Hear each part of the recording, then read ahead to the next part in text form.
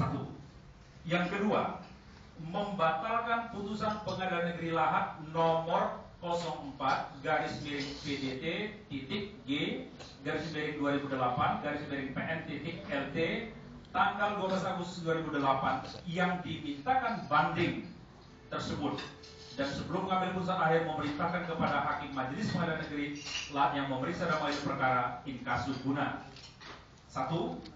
Mengambil putusan sela untuk menerima atau menolak ikut sertanya permohonan intervensi, maksudnya tadi Menteri SDM, dalam pemeriksaan perkara in casu. Kedua, memeriksa dan memutus pokok perkaranya. Ketiga, menangguhkan biaya perkara hingga putusan akhir.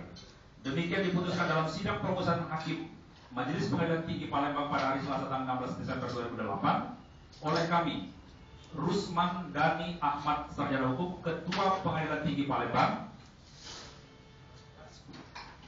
sebagai Hakim Ketua Majelis, Haji Syarnubi RH SH dan Al Jaman Sutopo SMH, masing-masing sebagai Hakim anggota.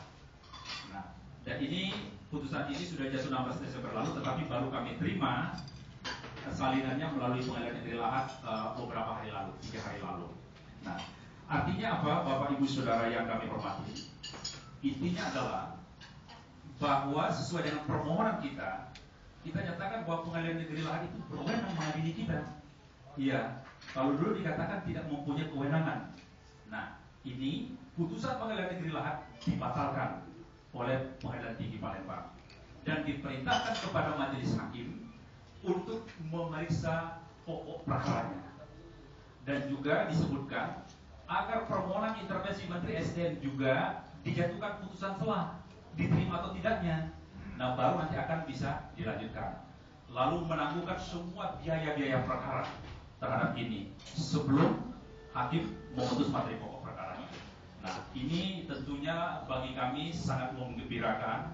Artinya Majelis Hakim di Pengadilan Tinggi juga mengkaji semua aspek-aspek hukum sebagaimana yang disampaikan oleh kami dan kuasa hukum kami di dalam memori banding kami, dan itu dikabulkan oleh Majelis Hakim Pengadilan Tinggi Palembang.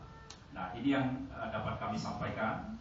Mungkin nanti apabila ada tanya jawab seputar kuasa pertambangan yang kita lagi sengketakan tadi, ini dapat disampaikan kepada